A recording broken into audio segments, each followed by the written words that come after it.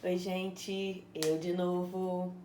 Vamos lá, seguindo a nossa sequência da semana. Vamos falar de mais um conteúdo do livro 3 também, do Koch.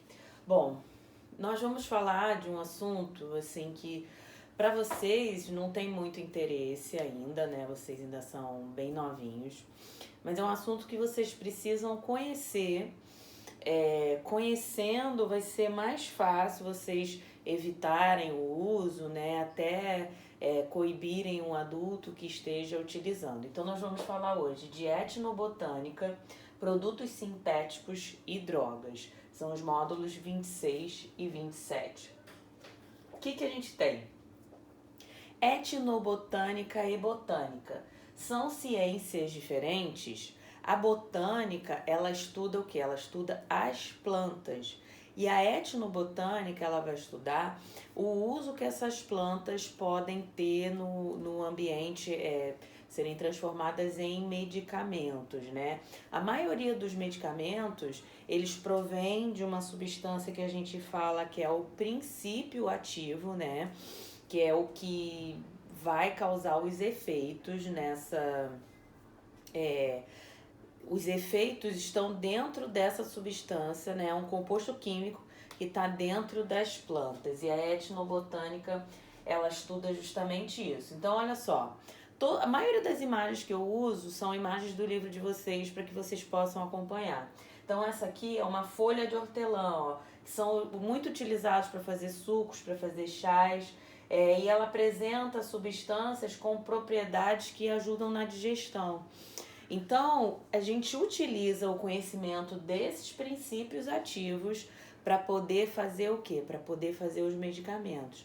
Não só os medicamentos, né? Mas também o mesmo homem que cria essas coisas para o bem, também se criam para o mal, né? As drogas, na verdade, a gente chama droga um termo que ele é muito amplo. Um medicamento a gente chama de uma droga.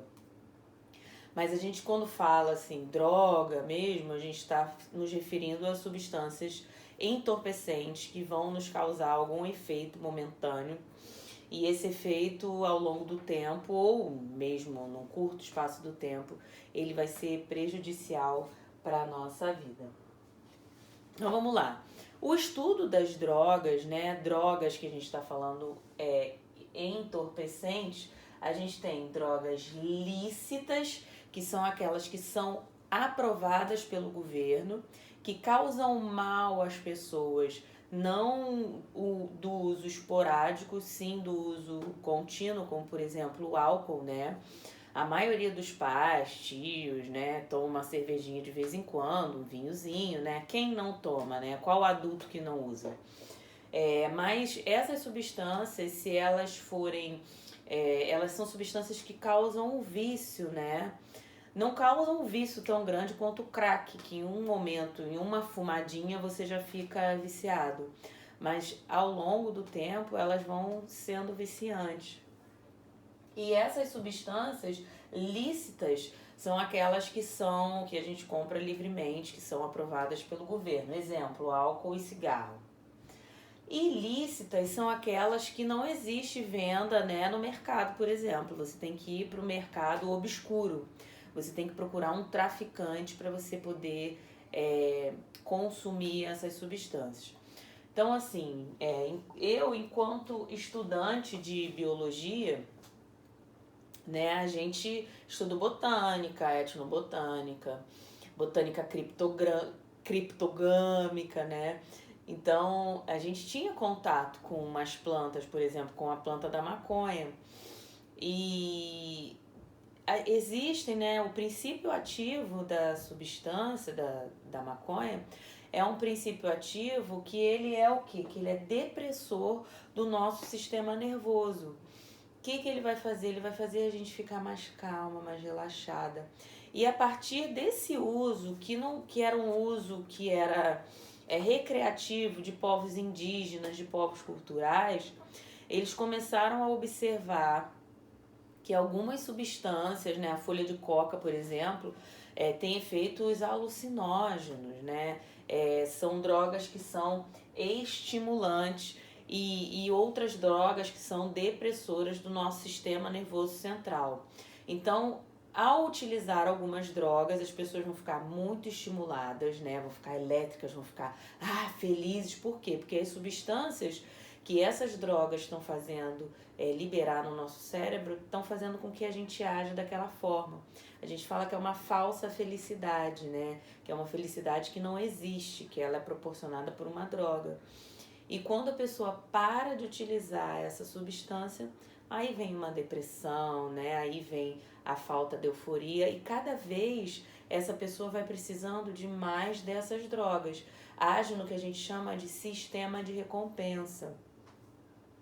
Então a melhor coisa que a gente tem a fazer é não experimentar essas drogas para que a gente não corra o risco de se viciar. Mas tem muitas coisas boas também. Por exemplo, a maconha, o princípio ativo da maconha, ele causa, né, para pessoas que têm convulsão. A convulsão são várias descargas elétricas no cérebro que a pessoa não controla o corpo. Tem pessoas que têm esse problema e essa substância ela vai causar o quê? Da maconha. Ela vai acalmar essas convulsões. Então, existe muito mito, né, dessas substâncias que não fazem mal.